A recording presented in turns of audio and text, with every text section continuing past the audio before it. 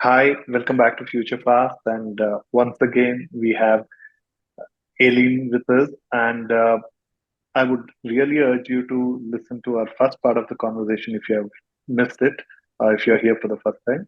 So it is Elin Bergman, and she is the circular economy queen of Sweden. And the rest of the details you have to catch in the first part of the conversation while we continue with Elin in this. Elin, once again, thank you so much for being with us to share your journey. And in this conversation, I just want to uh, ask you to share some of the impacts come out of your efforts with the Cradlenet. Of course, you did mention the Cradlenet is I think, got started a year before the very term circular economy came into being. So, how do you articulate the impact of this effort till now? Well, Cradlenet, as I said, it started very, very small, and when I got in, it was no, it was a good network and everything. But I was very much wondering, like, what's the ambition? Do we have a vision? What's the what's the target groups? And so I tried to really uh, make it more structured, I guess. So that's why they asked me to take over after a while, because I always was annoying with all these questions and want to make structures and so on. But it's grown steadily, and I think it's also has to do a lot with timing, why we are so successful, which we are. We've been talking about this for a long time, but we also wanted to not only talk about something and be a network, we also want to make sure we have some content to the organization. So we started to develop reports and do projects and things that not only help our members to become circular, but also make sure that we kind of close the gaps, science gaps, when there's gaps of knowledge that are missing, that we see that are hindering the members we have or other companies to become circular. So I think that we have been doing the last years are to do like we have reports now called the Circular Economy Outlook reports, for instance, where we look at how far has the business sector in Sweden come in their circular transition, because we have a faith that Sweden is so good when it comes to circular economy, and when we look at it, that's not the case. So when we did the first report in 2018, we could see that the Swedish large cap companies, that's the largest companies on the stock market, basically, there were only 30% that said that they had some type of circular economy strategy or target in place. But then when we asked them, okay, what's your circular strategy? What does it look like? What do you do? They were just talking about recycling. It's like, yeah, we recycle paper, we recycle, So they were not circular, because recycling is, yeah, that's one part of the circular economy. It's the last thing you should do. So they didn't know what they were talking about. And we did the same report in 2021, where we asked them again, okay, do you work in circular economy? Do you have a strategy? And it's not more people, not more companies that said that they had a strategy, but now they know that they were what they were talking about. So we can really see the difference of knowledge between the reports, which I think is very important, because someone needs to know what the companies are actually doing. So now they were talking about that, yeah, we know it's about circular business models, it's about industrial symbiosis, it's about buying secondhand materials, and it's about services instead of selling things. So we're very happy about the results, and this is something that we communicate, so we can really see that there's not only us that talks about what other scientists and researchers are doing, but we're doing our own research, and I think that's very important too. And we're And doing how another one now. how do you connect this with ESG, environment sustainability goals? Well, I mean, circular economy is I would always say, like, if you look at all the SDGs, we have the 17 goals that we need to achieve. But if you just focus on goal 12, which is responsible production and consumption, you will almost kind of hit all the other targets as well, because everything is looping back to how we consume and produce. So I would say, like, focus on the SDG 12 first of all. Um, and look through your whole value chain. Is it sustainable or not? And when it comes to ESG, it's about how you report things. So if you do have a circular economy strategy, you should connect it to the ESG reporting. And now also in Europe, we have something new. It's a new law that came out last year, which also make it mandatory for all companies. It starts with the large companies to report on not only the carbon emissions, the climate change. It's about the water and marine resources you're using. It's about biodiversity, how you impact biodiversity. It's about pollution, but also circular economy. And this is something that companies had no idea. They have a little, control over their value chains before, but now they have to have detailed control and need to report on it. So a lot of companies are panicking, and that is also why we get a lot of new members now. They need to understand what they're supposed to do with this. So we are also teaching them what's coming out, how it's connected to the taxonomy, which is like how you make sure your company can be evaluated the right way to get funding and so on. And it's also connected to CSRD and with the reporting standard. And all of this is connected with ESG as well. I mean, if you do report and are in control of your whole value chain, you can do it also when it comes to ESG and taxonomy and so on. So it's a lot of things coming out now. It's about reporting, and the beautiful thing about this new EU law is, yes, now it starts with the large companies, but it will also be mandatory for mid-size and small-size companies, but also all the companies that import to Europe, which makes this a global thing. So everybody is affected, and that's beautiful. And it should have been done a long time ago, but I think this will have a global, fantastic effect. And yeah. Yeah, please go ahead. Yeah. No. So. Well, how do you stay, Charles? Do you consider life cycle analysis in your process of reporting? Because most times when people approach sustainability, it starts from the point of time that this lands on my table, right? So, and life starts from the time I got this into my hand, but it's not the case, right? It's already consumed so much of energy before it reaches my table. Yeah, so this is the beautiful part about this new law that I told you about, because when it comes to climate, for instance, you usually only report on scope 1 and 2, and that's basically what you buy in, the energy you're using or the, transports you're using and so on. But this is scope 3 as well, and that's also when the product is being used after you sold it. And that's where like usually 90% of the carbon emissions and the climate impact is coming. So it's not when you produce a washing machine or a car, it's when the washing machine is used and the car is used. That's where the most impact is coming.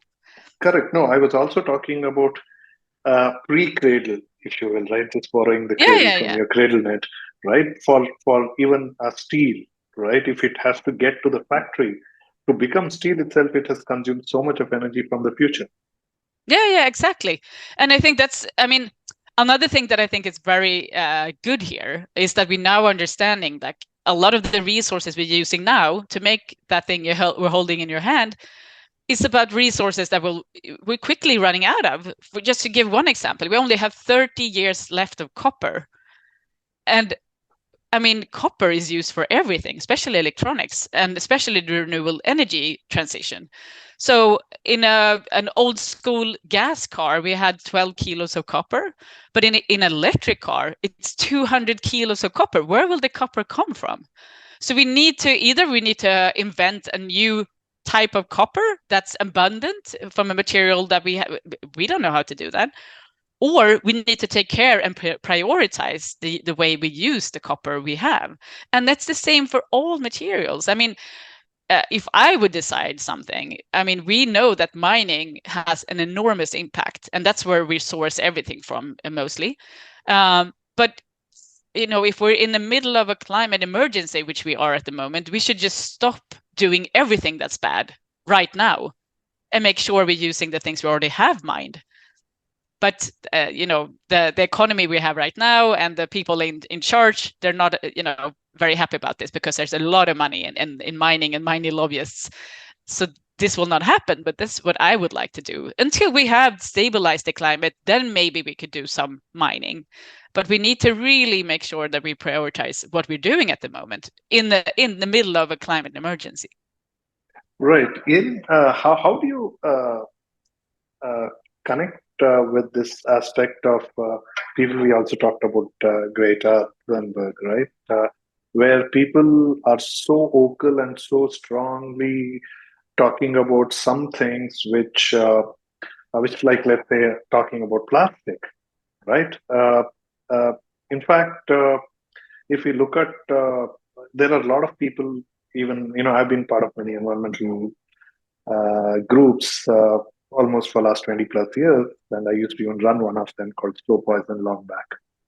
So we have very strong reaction to these kind of things, and most of the times it comes from my understanding is that just a specialist perspective, but unfortunately a specialist is a specialist of a very narrow area and does not have a holistic view of things. I mean, that's pretty much the definition of a specialist, right? Specialist obviously is specialist as an expert of one thing and not everything. So, given that, when we tend to look at these experts or specialist opinions, and we then try to expand that expert opinion horizontally while they are an expert vertically, we end up carrying a lot of wrong perceptions, right?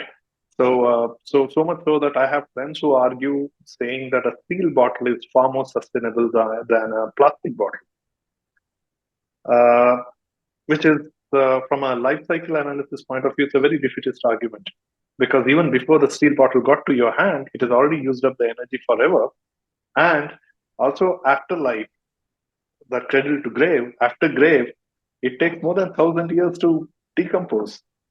So, so a lot of things, arguments are missing the point, and they are not looking at it holistically.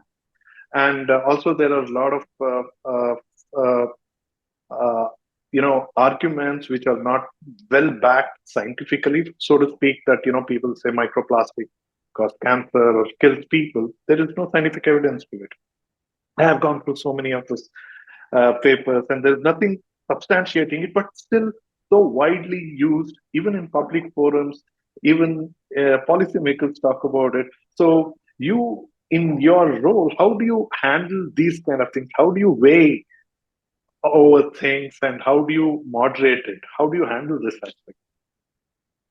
Well, we try to be science-based, so whatever we say needs to have some base on science reports and so on, and that also, the beautiful thing is that we need to change our minds sometimes, because science changes when we have new scientific facts, and I think that's the beautiful part of it, is it never stagnates. And also circular economy is so big, and when it comes to plastic, I've always been saying I think it's a beautiful material in many ways.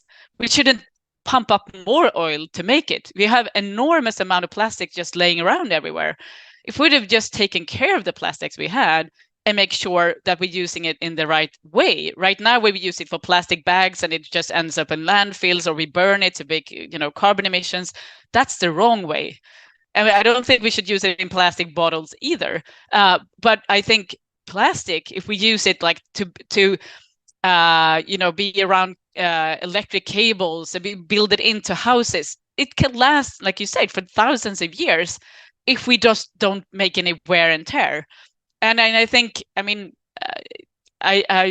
not very sure that I totally agree with you when it comes to microplastics. There are scientific proof that it's not probably very good for people to have microplastics in your heart and brain, and there's a lot of chemicals in the plastics as well. It doesn't matter. A lot of studies are being done, but nothing is able to establish it yet, at least from the documents I've read. But I would like to read. I know that I don't want plastic in my body anyway. So, but it's like I said, plastic should be used in the right way, and we should really talk about, like, is it the right way to make it Correct. And it's important to have work it more make on ending up recycling in plastic more effectively.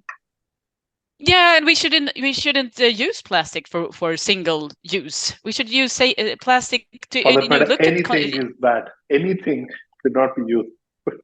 Single. No, it should never be used just once. It's and in Anything. Sweden we are so rich that we even don't even use. We buy clothes that we just buy and throw away.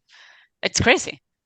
So yeah, there's just many things wrong with society and how we do things and use things. So I think the thing that we really have to do is to see okay, if we only have 30 years left of copper, how can we use that the best way?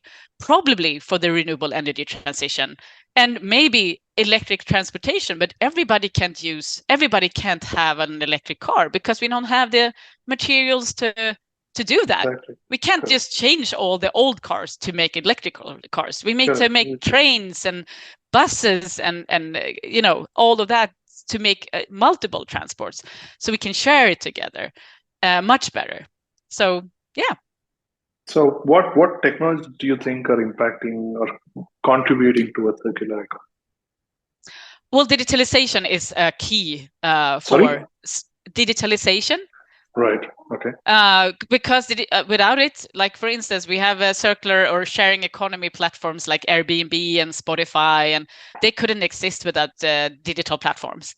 So it's very, very important. And now also when it comes to reporting, and it's complicated things you need to report on. If we can make digital systems to make it easier to have transparency in the value chains, that's very good. Like technology, like blockchain and electric digital product passports and all of those technologies, they need digitalization. So we need to develop that fast, but we also need to do that in a sustainable way.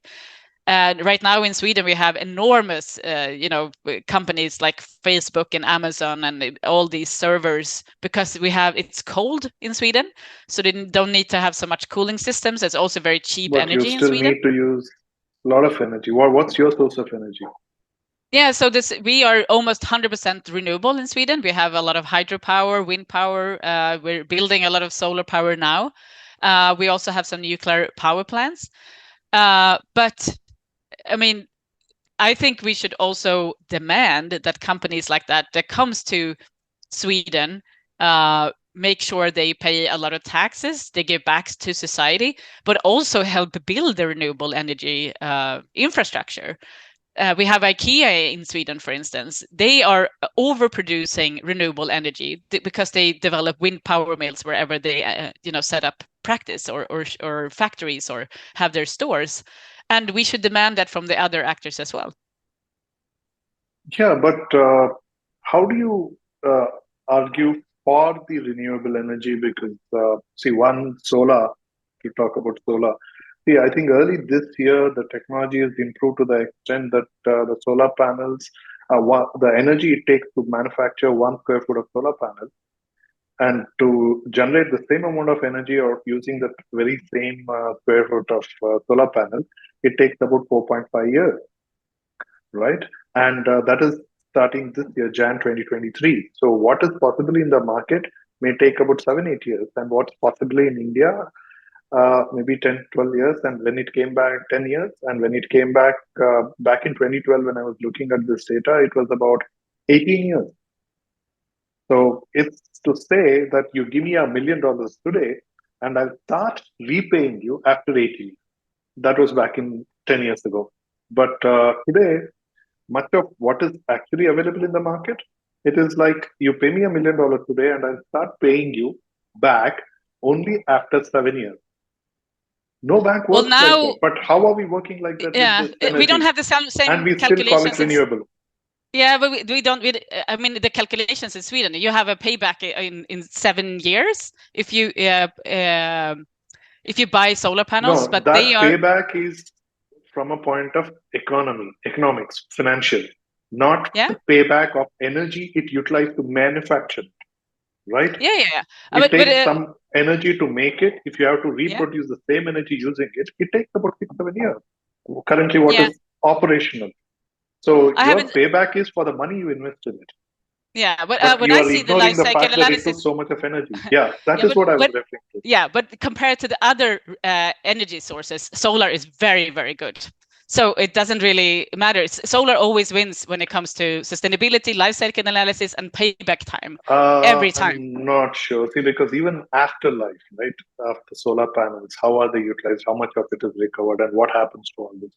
I think, uh, I think a lot more work needs to be done. Technology is improving; it is I making it agree. more efficient. But is it fair to make them in that argument? But well, Elin, I think we can debate about Yeah. it endlessly. And I think we So need to send some reports to each other so we can yeah, read each exactly. other's. Yeah, Right. but But I think yeah, one thing that is very cool is that a new report just came out saying that the solar panel recycling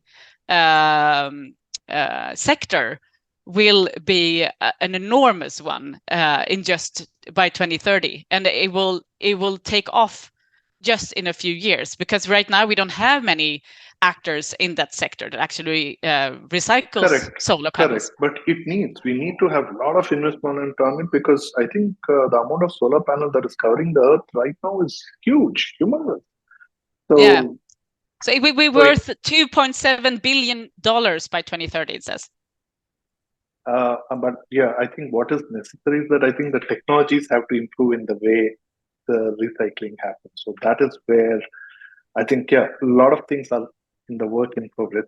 So, Aileen, tell me, how do you handle a failure or even, uh, you're in a public space, right? You're in public space and you obviously uh, educate people, you get people to think in particular direction. And how do you handle a situation where you went after something because that is what the documents or that is what the policymakers were recommending, but there is some new data which kind of put you, like what we talked about, like let's say some healthcare cycle study came up and said that this was wrong. So how do you handle that? Uh, how do you go back and say, listen, okay, I was wrong, or do you approach it like that, or how do you handle this? Well, there was a report coming out not too long ago, because I have always been saying like, oh, we need to take care of the precious resources we have, and we don't have enough materials for the renewable energy transition. And then a report came out saying we have enough materials. We don't need to worry. We can just mine, as there's no tomorrow. But you always have to look at those reports, because what I did was take that report and I published it on LinkedIn, and I said, well, maybe maybe I was wrong. I've always been saying we should take care of the precious resources we have and make sure we're using and recycling the things that we already have mined. What do you think? And then I got so many responses, and they were like, yes, of course you can mine. We have most of the materials, but then we won't have a planet we can live on. Who wants to live on a planet with just holes everywhere that poisons, the water supplies, and it's horrible to living close to a mine. So yes, I mean, yes, we can do everything, but to what extent, and to what cost? So I think there's always like backsides to everything that's coming out, and we always have to have critical eyes on everything that we read. And I think a lot of things that have to have like common sense. Yes, maybe there's not a clear scientific report saying it's not super bad to have some microplastics in your body, but I'm pretty sure that you wouldn't have a diet of just microplastics, and you think that you will be fine if you just eat that. So there's always some common sense that we need to, we have to have such a natural system as possible, because it's not healthy for us to live in this super industrial world where everything is just chemicals and plastics everywhere. So but anyway, if I'm wrong, I say I'm wrong. Like, I was at a debate. Now we have a political week in Sweden every year where I usually go and debate, and I was in this plastics packaging seminar. And it was about why we burn so much plastic. We burn 90% of the plastic in Sweden, even though we think we're recycling everything. That's the unfortunate part. We need to work on recycling, but Yeah. But yeah, first of all, we need to make sure we don't have so much that we need to recycle, because it's too much plastic everywhere. So we need to, first of all, make sure we use less plastic. But anyway, and there's a And new. use what if not plastic? Use what? Well, there's a lot. I mean, a lot of things are changed now from being plastic to become paper containers, or don't have containers at all. There are even stores in Sweden that don't. Yeah. I'll share some LTA comparison between paper container and plastic container, and a Yeah, steel yeah. container and a glass container. Incidentally, between these four, plastic just wins hands down. But anyway, Yeah, but I mean, these are enormously big retailers that are changing to this, and they do the life cycle analysis. So I think they wouldn't do it if they don't. Yeah. Unfortunately, it's not that they actually do. I think most of the time it's going with what is the public perception. See, there is a lot of argument about sustainability, so we need hydrogen, but there is government talking about investing millions on hydrogen as a alternate to fuel, and as of today, it is still not a reliable solution. But commitments are coming forth, and is it scientific? Clearly not. Can it be in future? Perhaps, because science will evolve. But as of today, it's not. But people are doubling down on it, and there is no scientific backing to today's investments on it. Like how it was 20 years ago or 15 years ago on solar. It just didn't make sense 20 years ago to put money on solar because you manufacture with a life of for 25 years and you already use up 22 years of its life in the process of building it itself. So you use future energy to make it today to power your next few years of energy. It was not logical, but we always have done. We have constantly done illogical things. So somewhere, how do you ensure to bring about? Tell me something. I'm just curious. Do you identify yourself with environmentalists as an activist? Oh, I just want to tell the story. I didn't get to tell the story because you asked me a question and I started to answer. Then you. Sorry. So anyway, I was at this seminar talking about plastic, and this guy who started a big now recycling plant for plastic in Sweden. He said, because I said one of the biggest thing is that's a problem in Sweden is that we have hundreds of types of plastic. So we can just go down to 7 or 10. That would solve a lot of problems because I was using a scientific article as what I was saying, and he says, "Well, you were wrong. That's not the biggest problem," he says. And I was like, okay, but he's in the business, but I'm using the scientific, report. So I'm still not sure, what's the right answer there. But I was like, okay, I'll have to, read up, and we should probably have a meeting so I can hear more about it. Because, I say what I say based on reports. Anyway, so that's just one example. And I think you should have like you can't be too tough if you don't know. You can only say what you have read and, and what you're basing what you're saying on. But sometimes the reality is something else, and then you have to change. And I don't think it's a big problem. I just say that I will read up on it and get back. So that's how I do it. Yeah, I think it's a very commonsensical approach. Fantastic. Yeah. So, my other question: do you identify yourself with an activist as an environmentalist? Well, I would love to be an activist. I think everybody should be an activist because right now,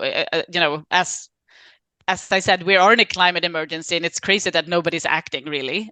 So everybody should act, and if that makes you an activist, then I'm an activist because I really do, and I try to really live my life as a role model and make sure that like mostly the activists like the Greta Thunbergs and the Greenpeace organization. I worked at WWF for 8 years. Maybe they're not always the best role models because they're talking about stopping doing a lot of things. For me, the beautiful thing about circular economy is like you're talking about, it's not about stopping things, it's about doing more with less. And new fantastic business models, and it has a lot of energy. It's about saving money and saving resources, and companies and people can understand that in another way than just stopping to do things. There's no energy, there's no positivity in that. So if I could be an activist for circular economy, then I'm happy to. No, I'm glad you spoke more from this aspect of activism. I think the activism you talk about is very welcome, but unfortunately, some of the activism that's happening is near violence, right? I mean, destroying paintings and museums. I mean, it's happening in Europe, so you're probably more familiar with them than me. So how do you relate to it? Because obviously, when you go and speak for it and for environmentalists and activists and being, I mean, you have to stand next to those who are actually doing it. So how do you Yeah, but I'm representing give the a right business sector, representation? so it's a bit different. I'm not a, you know, we have this Extinction Rebellion organization, for instance, in Europe, and they just go out, sit on the street, and obstruct traffic, which has been horrible. They're not targeting the right, people in power. What they do is they destroy the lives for people trying to get to work, or even they have even stopped ambulances trying to get to the hospital, which could kill people, people, giving birth and so on. So they're just doing, I mean, I do understand what they're coming from. There's a big frustration that we're destroying the planet and nobody's listening. They're trying to use whatever tools they can. And I can respect that in some ways, but I think they should, I mean, I like Greenpeace more because Greenpeace, they go at least and climb on the buildings of Exxon and the oil companies, the ones that are actually doing the wrong Oh, things. but Greenpeace Yeah. was the poster child of terror environmentalists, right? They actually blew up things. Yeah, but they're not doing that now. But yes, I understand what you're saying. But I'm just saying that I can understand why they are activists and doing this, but I don't like it. I mean, I think they could do it so much better if they want to be, making sure people listen to this to them. This makes normal people just angry, and that's not the correct way to go. You don't get any followers to making everybody pissed off. Good. It's not a good strategy. Well, totally. But who, according to you, are doing something amazing in circular economy space? From a I think business standpoint. from a business standpoint, there's so many, but I have a beautiful example in Sweden. We have Houdini, for instance. They make sports wear. They making them expensive because they want to really make the price compared to, because they make high quality products. It's made, they are looking into all of the planetary boundaries and make sure they don't have a negative or as small negative effect as possible. They, encompassing biodiversity and climate and water and everything they should in their production. And they also advocate about this, and they even share their methods on how to make their whole production as sustainable as possible. So it's very much about sharing economy as well. And they have fantastic spokespeople. So we invite them to a lot of events and so on that we do. We also have a member called Akkus in Cradlenet. And what I always say, like one of the most important parts of circular economy, we always talk about reduce, reuse, recycle, but I think refuse is maybe more important. And they have a good example of that. Akkus are selling circular signs, signs you have on the building. And they make them circular. It's about using secondary materials, and they were selling them. Now they even have a product as a service business model where they don't even sell the signs. They have it as a service, so they take them back and everything. But what they're doing now when it comes to refuse is when they get like a public procurement offer, and then maybe in the offer it says, well, we want 5 signs. Then they send out a person to look at the building where the signs will be. And they say, well, we looked at it and you don't need more than 2 signs. So we will only sell you 2. They refuse to sell them 5. And this could be strange, right? Because then you're supposed to sell as much as possible as a company. But what they do is that they win a lot of offerings because of this, because they've been so nice to save them money because they didn't need more than 2 signs. So this will actually build their brand and get them more customers and sell more than they actually would if they have sold the 5 signs from the beginning. So refuse is a very strong tool. And I think that's a beautiful example. Oh, it is. I think it's beautiful. Yeah. Are there any of these players who have gone beyond Sweden? Yeah, many of them, absolutely. Houdini is global, and Akkus, I think, is Nordic, and yeah. Okay. Any other names you can think of who's not from Sweden? Well, it is a Swedish network, so the mostly of the companies are Swedish, but Okay. many of them are working internationally. Yes, you can look at the cradlenet.se website and you see all of them, and we have member interviews and everything. It's in Swedish, but you can just Google Translate if you want to read what they're doing. So how does the Cradlenet and the Nordic Circular Hotspot efforts work in expanding these things? I mean, how do you ensure that some of these people, what they are doing, it gets extended to every other business also within Sweden and across probably your Nordic region and to the Europe? How do you make sure of that? Well, I'm in podcasts like this one, for instance. I do a lot of events. Right now, I'm out on a European lecture tour. So I just lectured in Berlin, one of the biggest electronic fairs in the world, IFA Electronics, for instance. I'm going to speak at another event in Zagreb in Croatia now in 19th of September. I'm going to speak at another event in Paris, the 10th of October, and so on. So I'm out speaking about this, and I think I'm influencing more and more high-level people as well, and they're listening to me on a totally other scale than before. No, So wonderful. I I think, think individually what you're doing is amazing. But as Cradlenet and Nordic Circular Hotspot, do you have any programs, structured programs that can be put online, shared? I mean, do you have anything like that from a point oh of yeah, even sharing case studies and how they are doing it so that, these things becomes reference point for others to emulate? absolutely. We even have at Nordic Circular Hotspot, we have a digital platform called the Nordic Circular Arena, Mhm. and it's free and it's open for anybody. So Is it it was also what languages? it's in English. Okay, So excellent. you can join that. You can just log in. We have a library of over 200 circular economy reports from the Nordics. You can talk to stakeholders from not only the Nordics. It's actually people. It's more than 1,000 people from all over the world that are working in circular economy. So if you want to find an expert or someone to collaborate with, or you can just find them there. You can even see a map over where everybody is. And connect. And you can even share if you want to start a project and you're looking for partners, or if you want to share what you have done in circular economy. It's just open, so anybody can share whatever they want. So we have a good sharing platform. We also, in Nordic Circular Hotspot, we have something called transition groups, where we take the partners and put them into different groups of interest. So we have one for finance, for instance, because we saw that there was a problem in the finance sector. They don't know how to finance circular business models. So we're developing guidelines on how to do that, so they know what to do. Because if you are a bank, for instance, and you want to give a loan to a company, you usually want to have payback within 3 years. But in a circular business model, especially if you have like a service business model, It can maybe it take takes much longer. 10 years. Yeah, 10 years to get the money back. So, and they also don't know really how to evaluate these business models. So that's what we do together. We also have another transition group for construction, and we have one for policy, and more are coming. So this is how we work. And then we have companies from all over the Nordics, but you can also become a global partner if you want to. So you don't have to be in the Nordics.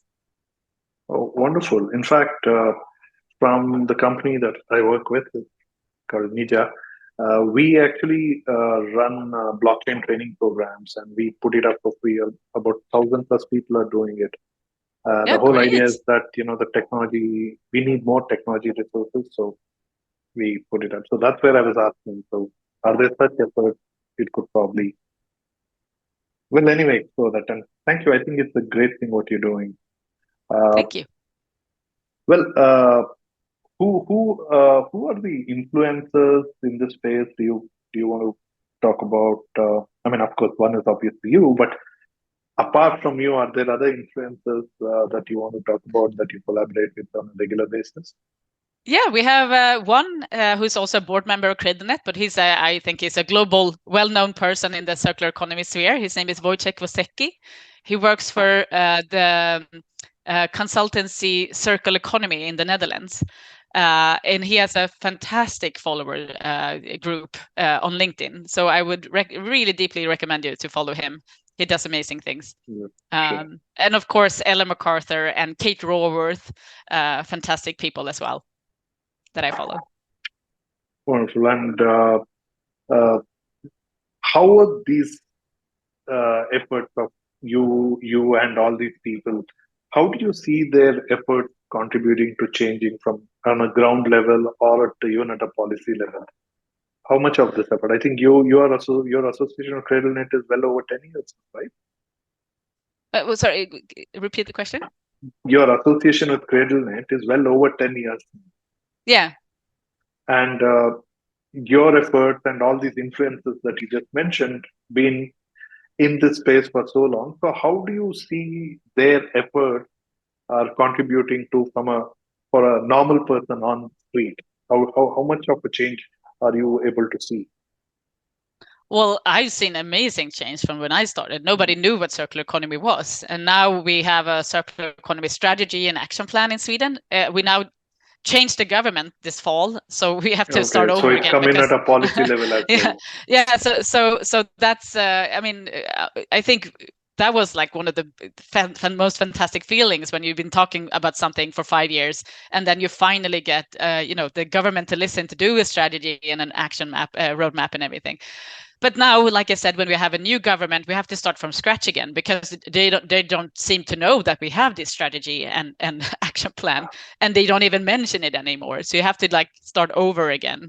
But we keep going, but I think what we can see is that the knowledge, even as for the private people on the street of circular economy, is gaining a lot of momentum.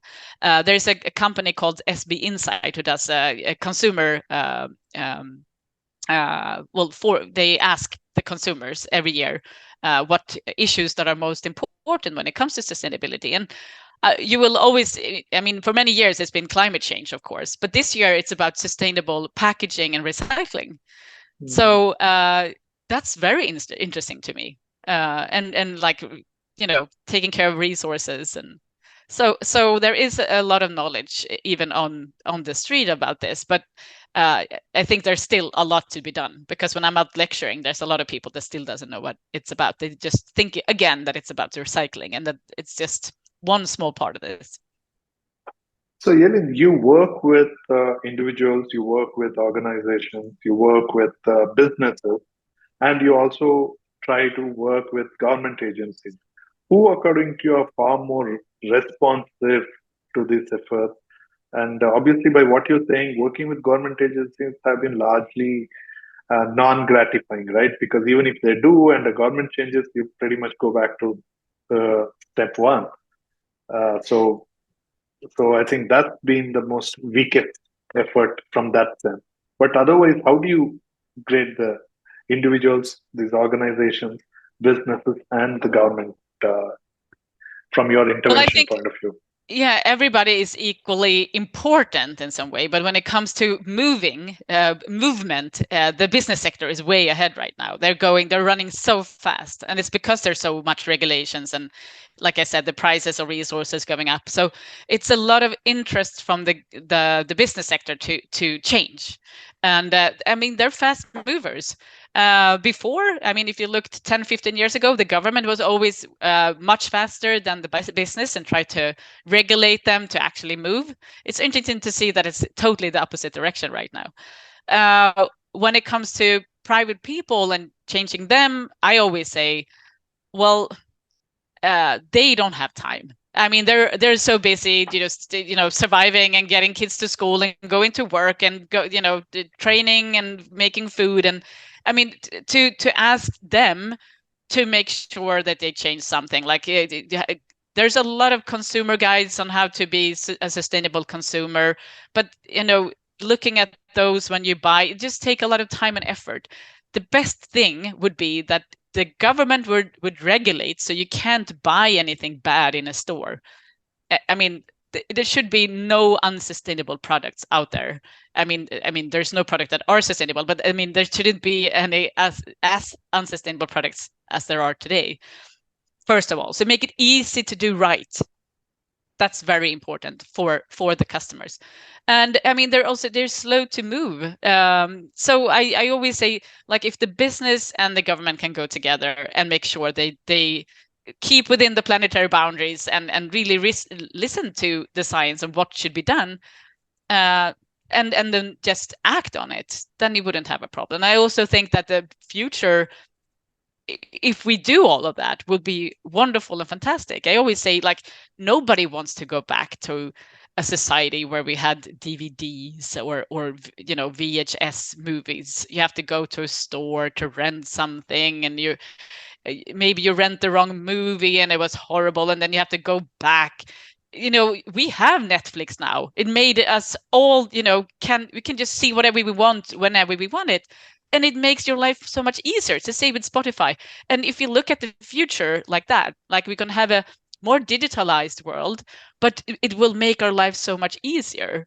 Then I think the consumers will be much happier to understand that this is where we should be going, and let's go there faster than we are doing currently. So this is what I usually communicate. Elin, that's an interesting thing you talked about. One side, all these things have obviously given a strong argument for circular economy, but at the same time, some of the circular economy uh, flag bearers, right, who argue for circular economy, also argue that it has to be local. And the challenge of the digitization is that some of these large corporations, the names you already mentioned, right, the American companies, in the process of, they basically destroy the local business, the Amazon or the Netflix or all these companies. So digitization has become a tool for them to take over. So how do you place this argument? How do you? I'm sure, is that an argument in Sweden at all? I mean, this is the yes. argument here in Bangalore for sure. But I don't think, they don't really compete so much. There are needs for global things, and like those global companies. I'm not so sure Amazon is one of them, but yes. But when it comes to food, for instance, it could be circulated much more locally, food and nutrients, and have local ecosystems. It's the same for some local products. But it depends on what the product is, I would say. So some things are really good for local distribution and ecosystems, and some things are very good for global, and some could be regional. It could be maybe within Europe and so on. So we haven't really seen there is a conflict between those. It's just different things that there should be either locally or regionally or globally. But that debate is there in Sweden as well, right? Yeah, we had that discussion, but it's like we talk about some things that absolutely should be more localized, but it don't really compete with the global, as far as we see it. So, towards the end of this conversation, if you want to give a shout out to entrepreneurs and incorporating circular economy from a business standpoint, because that's one segment you've been very actively involved in. So what would you want to talk to them? Well, I can recommend reading a report we made together with Stena Circular Consulting last year. We did this big project where we looked at product as a service business models, or PaaS, as we call it, because that's been called, the business model, the circular business model that would be the super success of everything. And it's been talked about that for a long time. But what we saw with our members, that a lot of companies that tried this business model out, they weren't successful. Even though it's a very old business model. Rolls-Royce, for instance, have been doing this power by the hour business model for years and years, 50 years or so, which means that they are basically making airplane and boat engines, and they are renting them out. So there's not an airplane in the world that doesn't have Rolls-Royce airplane motors. And they make sure they make them such high quality as possible, so they just last and last with not so much repair. And nobody wants to be, flying in an airplane where the engines fall off or stop working. So it's a lot about making sure no maintenance, and it just lasts and lasts. And that's been super successful for them. So it's been working for some. But the small ones that we had as members, they tried it out, it didn't work. So we did a report where we asked more than 100 companies, what make your business model, the product as a service business model, work for you, if it worked? And if it kind of worked, but it's not super successful, why do you think that happened? And even the ones that went bankrupt, why didn't it work for you? And we tried to make some understandings out of that, and we found nine critical challenges which we address. And we didn't only want to make a report saying, this is the problem and this is what you should do, but we even developed a methodology on, if you want to try this business model out, exactly what steps to take and how to do it, so you don't go bankrupt, but you actually become successful. And this is free, and it's online. It's on both Cradlenet's website and also on Stena Circular Consulting's website. So my shout out is to, if you want to try this out, don't try it out by yourself. Read what we have already figured out and use the methodology. And it's free and open source for anybody to use. Excellent. And for our listeners and audience, we've captured these links below this podcast. So after you listen to this or watch this, go ahead, look at them, and also share it in your own network. All right. So, Elin, thank you. Thank you so much. I think this is amazing, and also a lot of resources for our listeners and audience as well. And wonderful. And to the audience and listeners, I hope you enjoyed it as much as we did. And please do follow Elin with those links given below, and also look up those reports, to share it across, and get on to the conversation, because she actually responds to the conversations online. Remember, she is the top voice in LinkedIn. So do follow her there as well. And till we come back with Elin with her predictions, enjoy the ride. And for those of you who have not subscribed to Future Fast yet, do it right now. Elin, thank you once again. Thank you.